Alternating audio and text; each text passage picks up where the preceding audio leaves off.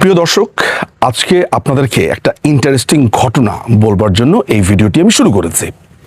আপনারা জানেন যে আন্তর্জাতিক অপরাধ ট্রাইব্যুনাল 2010 সালে শুরু হয়েছিল।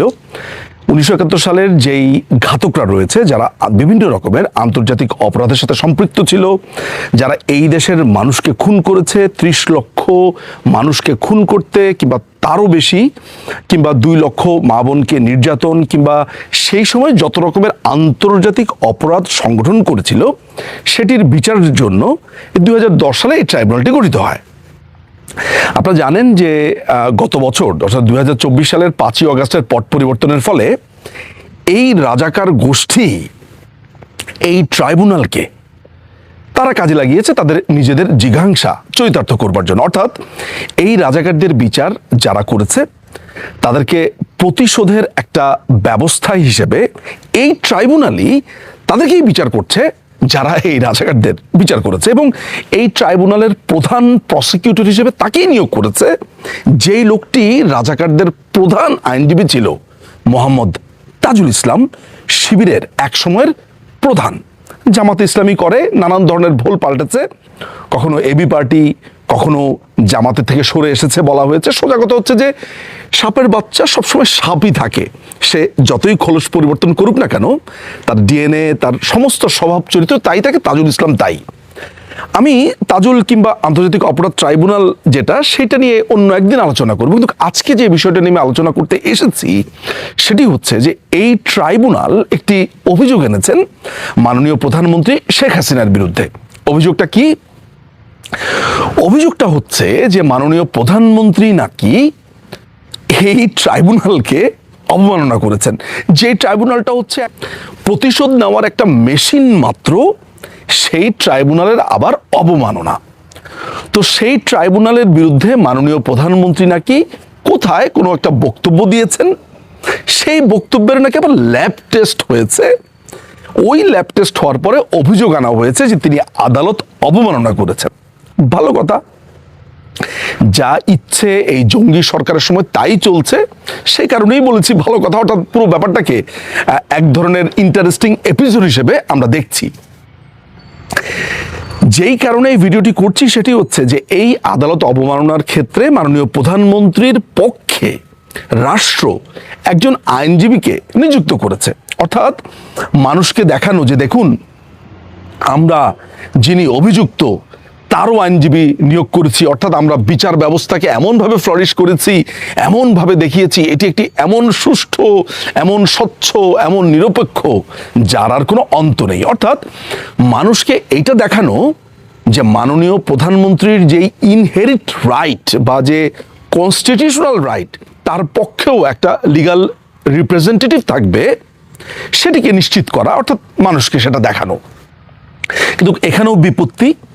এই যে আমি বলেছি এখানেও বিপত্তি, তাহলে আগের বিপত্তিটা কি ছিল? আগের বিপত্তি ছিল, আপনারা জানেন যে 2 সপ্তাহ আগে যখন এই ট্রাইব্যুনালের পুরো প্রসিডিং আপনার টিভিতে টেলিকাস্ট করা হয়, তখন এই রাজাকারের বাচ্চাদের আইনজীবী তাজুল বলেছিল যে এটি শুধু প্রতিশোধের বিচারও নয়, এটি বাংলাদেশে যা হয়েছে সেটিরও বিচার। অর্থাৎ এটি একটি প্রতিশোধের বিচার প্রথমে, তারপরে বাংলাদেশে যা হয়েছে তাদের ভাষ্য অনুযায়ী সেটির। কিন্তু আজকে আমরা কি দেখতে পেলাম? মাননীয় প্রধানমন্ত্রীর পক্ষে যে আইনজীবীকে নিয়োগ করা হয়েছে তার নাম হচ্ছে আমিনুল গনি টিটো। আমিনুল গনি টিটোর ফেসবুক ঘেটে দেখা যায় যে আমিনুল গনি টিটো গত বছরের 5ই অগাস্ট মাননীয় প্রধানমন্ত্রীকে ইতিমধ্যেই ফাঁসি দিয়ে দিয়েছেন। তিনি ফেসবুকে স্ট্যাটাস দিয়েছিলেন যে মাননীয় প্রধানমন্ত্রীকে ফাঁসি দিতে হবে, তাকে বিচার করতে হবে, নানান ধরনের কথাবার্তা। অর্থাৎ মাননীয় প্রধানমন্ত্রীর বিরুদ্ধে কোনো চার্জ জানা হয়নি, কি অপরাধ সেটিও জানা ছিল না। কোনো কিছু না জেনেই তিনি তার ফাঁসি কামনা করেছিলেন। যেই লোকটি ফাঁসি কামনা করেছিলেন সেই লোকটিকে মাননীয় প্রধানমন্ত্রীর আইনজীবী নিযুক্ত করার মধ্যে যে প্রতিশোধ পরায়ণতা লুকিয়ে আছে, আমার মনে হয় না সাধারণ মানুষকে সেটা বুঝিয়ে বলতে হবে। আমিনুল গনি টিটোর ফেসবুকে গিয়ে দেখা গেল সে একটি আস্ত রাজাকারের বাচ্চা। অর্থাৎ সে একটি শিবির পোনা। শিবিরের পক্ষে, জামাতের পক্ষে তার নানাবিধ বয়ান সেখানে আছে। এই আরেক রাজাকারের আইনজীবী তাজুল ইসলাম তাকেই খুঁজে বের করেছে। কিন্তু সাধারণ মানুষকে কি দেখানো হচ্ছে যে মাননীয় প্রধানমন্ত্রী দেশে নেই, কিন্তু তার পক্ষে একজন আইনজীবী সরকারি দিয়েছে। নিজেদেরকে ভালো মানুষই দেখাবার চেষ্টা। কিন্তু ওই যে বলেছি যে সাপের বাচ্চা যতই আপনার ভালো মানুষই দেখাক, তার তো লকে জিভটা বের হয়ে যায়। ঠিক একইভাবে যেমন তাজুল ইসলামের বের হয়ে গেছে, দীর্ঘ বর্ণনা দিয়েছে প্রথম দিনের শুনানির দিন, কিন্তু মুখ দিয়ে বের হয়ে গিয়েছে যে এটি একটি প্রতিশোধের বিচার। ঠিক আজকেও একজন আইনজীবী নিয়োগ দেওয়া হয়েছে, কিন্তু আমরা বের করে ফেলেছি এই আইনজীবী 1 বছর আগে মাননীয় প্রধানমন্ত্রীর ফাঁসি চেয়েছেন।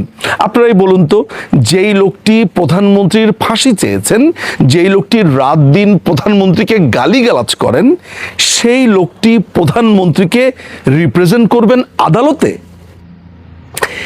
বাংলাদেশের আদালত এখন যেমন একটা মকারিতে পরিণত হয়েছে, মানে এইটা হচ্ছে অবমাননার সবচাইতে যোগ্য একটা স্থান। যেই আদালত অবমাননার জন্য মাননীয় প্রধানমন্ত্রীর বিরুদ্ধে চার্জ আনা হয়েছে, আমি তো বরঞ্চ আপনাকে বলবো যে এই রাজাকারের বাচ্চাদের আন্তর্জাতিক অপরাধ ট্রাইব্যুনালকে নিয়ে আপনি সকালে ঘুম থেকে উঠে অবমাননা করবেন, দুপুরে অবমাননা করবেন, রাতে অবমাননা করবেন, ঘুমানোর আগে অবমাননা করবেন। সোজা কথা হচ্ছে রাত দিন এদেরকে গালির উপরে রাখবেন, কারণ এরা অবমাননার যোগ্য। কেন অবমাননার যোগ্য সেটা বলেছি। আবার এদের আবার অপমান, এদের আবার রাজাকারের বাচ্চাদের আবার রাজাকারের গালি শুনলে তাদের অবমাননা হয়। এই হচ্ছে ঘটনা। মাননীয় প্রধানমন্ত্রী বলেছেন যে এখানে হত্যার লাইসেন্স দিয়ে দিয়েছে, এদেরকে হত্যা করবে। ব্যাপারটা তো একেবারেই তাই। এখানে এমন একজন আইনজীবীকে নিয়োগ দেওয়া হয়েছে যেই লোকটি ইতিমধ্যেই ফাঁসি কামনা করে, সেই লোকটি রিপ্রেজেন্ট কিভাবে করবে নিশ্চয়ই আপনারা তা বুঝতে পারছেন। এতটুকু বলবার জন্য, এবং এই ডিজিটাল মাধ্যমে আমার কাছে মনে হয়েছে এটির একটি ফুটপ্রিন্ট রেখে দেওয়া দরকার এই ঘটনার, এই ইন্টারেস্টিং ঘটনার। সেই কারণেই আজকের এই ভিডিওটির অবতারণা। অনেক ধন্যবাদ।